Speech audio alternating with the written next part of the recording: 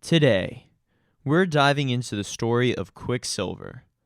Once the king of surf, skate, and snow, it defined a generation, built a lifestyle empire, and then crashed hard.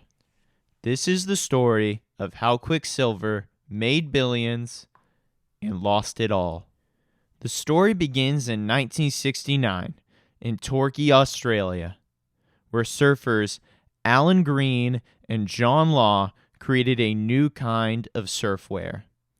They focused on functional, high-performance boarding shorts, built for the waves and tough environment to survive a full session.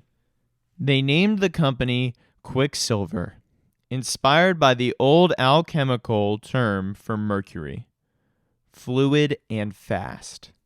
By the late 70s and early 80s, Quiksilver had expanded to the United States and gained massive popularity in surf towns like Huntington Beach and Santa Cruz. The brand wasn't just selling clothes, it was selling the surf lifestyle.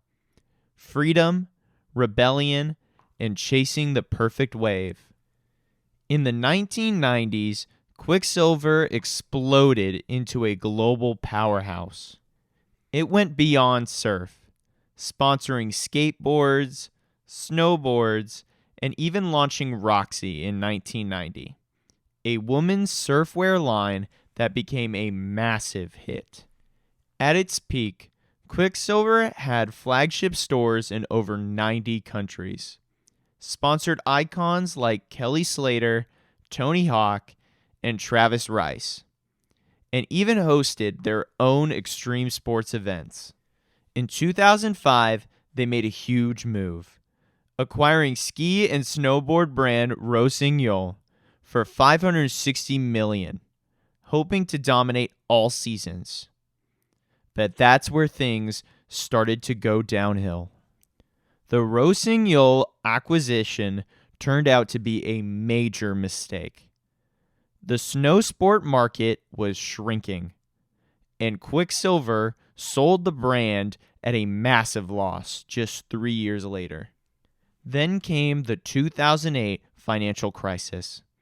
Retail sales collapsed, and Quiksilver, which had expanded too fast, was stuck with too much debt and too many underperforming stores. By the early 2010s, they had lost their cool.